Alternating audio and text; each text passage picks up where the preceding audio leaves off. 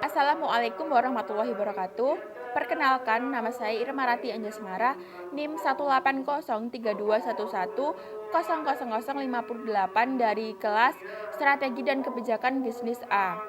Nah, kali ini video ini memenuhi ujian akhir semester mata kuliah Strategi dan Kebijakan Bisnis, di mana saya menjelaskan mengenai 6 tahapan konsep strategi kebijakan bisnis dan juga contoh dari penerapan strategi. Berikut ini adalah penjelasan dan keterangan langkah-langkah perumusan strategi menurut Rothwell tahun 2005. Ada 6 langkah, yaitu yang pertama, langkah pertama, establishment of vision, mission, and goals. Langkah ini mencakup pernyataan umum yang berkaitan dengan misi, maksud, dan tujuan organisasi. Perumusan visi, misi, dan tujuan merupakan tanggung jawab kunci bagi manajerial pusat.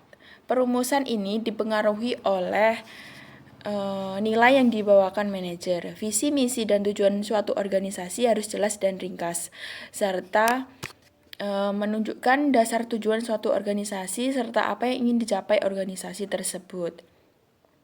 Langkah yang kedua yaitu identifying past and present strategi. Sebelum untuk memutuskan suatu strategi diperlukan atau tidak, maka seorang manajer harus mengidentifikasi berdasarkan strategi sebelumnya dan pada saat ini. Nah, apakah strategi di masa lalu telah disusun dengan sebenarnya? Nah, jika belum, maka hal ini dapat dianalisis dan diidentifikasi apakah strategi yang sebelumnya masih bisa diterapkan atau perlu diperbaiki lagi. Nah, dengan cara melihat strategi sebelumnya dapat menunjukkan bagaimana kegiatan suatu organisasi sebelumnya berlangsung beserta implementasinya. Langkah yang ketiga yaitu diagnosis past and present performance. Langkah ini diperlukan untuk mengevaluasi bagaimana strategi terdahulu bekerja dan menentukan perubahan apa yang diperlukan, sehingga laporan sebuah organisasi perlu dikaji lebih dalam. Sebuah diagnosa dapat diambil dari beberapa faktor, yaitu efektivitas organisasi, proses organisasi, dan kinerja organisasi.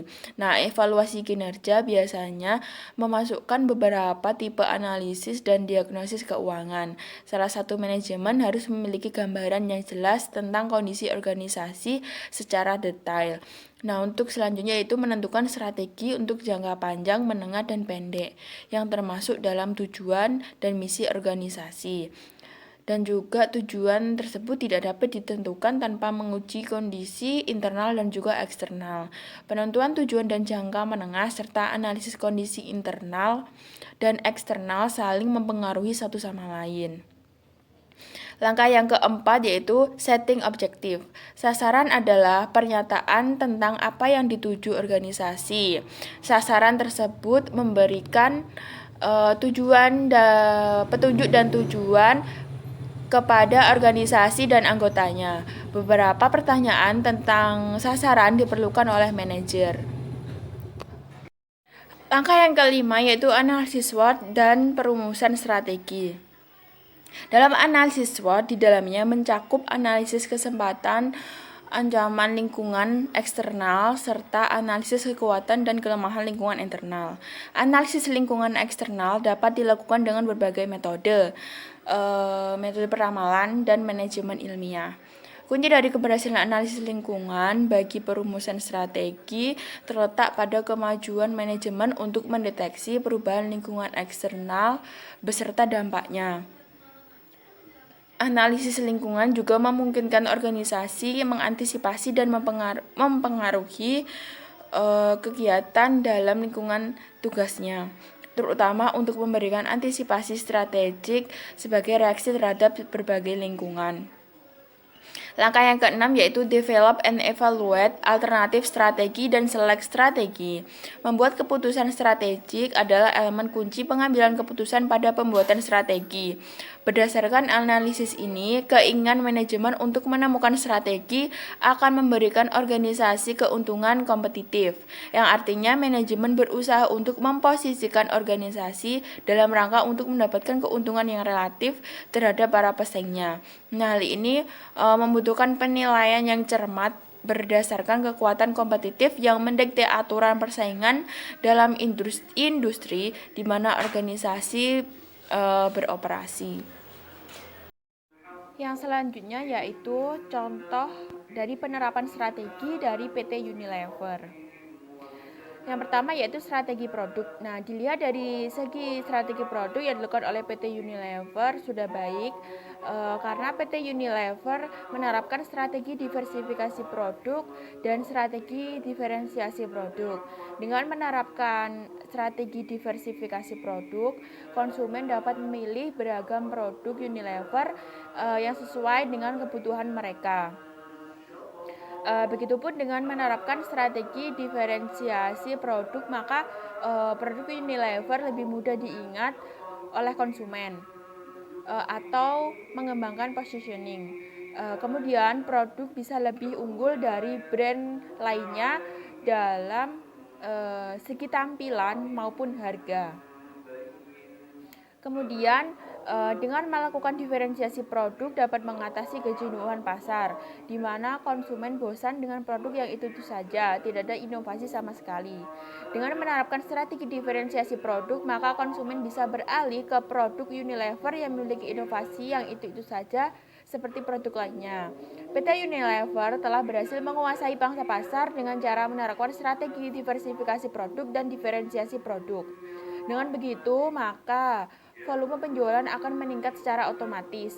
Yang kedua yaitu strategi harga. Dari strategi harga yang diterapkan oleh PT Unilever sudah sangat baik sekali, di mana mereka menerapkan strategi kepemimpinan harga rendah atau murah namun kualitasnya sangat terjamin, dan strategi diskriminasi harga.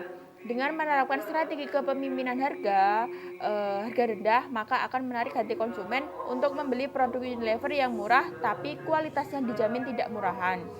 Kemudian strategi yang kedua yaitu diskriminasi harga atau price discrimination. Dengan menerapkan strategi diskriminasi harga, otomatis para pesaing atau kompetitor akan kewalahan jika dilakukan dalam jangka panjang.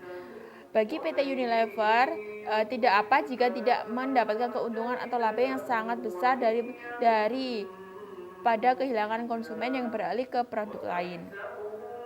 Dalam perihal harga ini sangat sensitif sekali bagi konsumen. Walaupun harga beda sedikit antar produk, maka konsumen dapat beralih ke produk lain.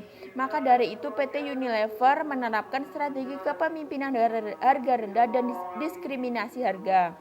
PT Unilever telah berhasil menerapkan kedua strategi ini dan mereka dapat menguasai pangsa pasar sasaran. Hal ini tentu menyebabkan volume penjualan mereka meningkat.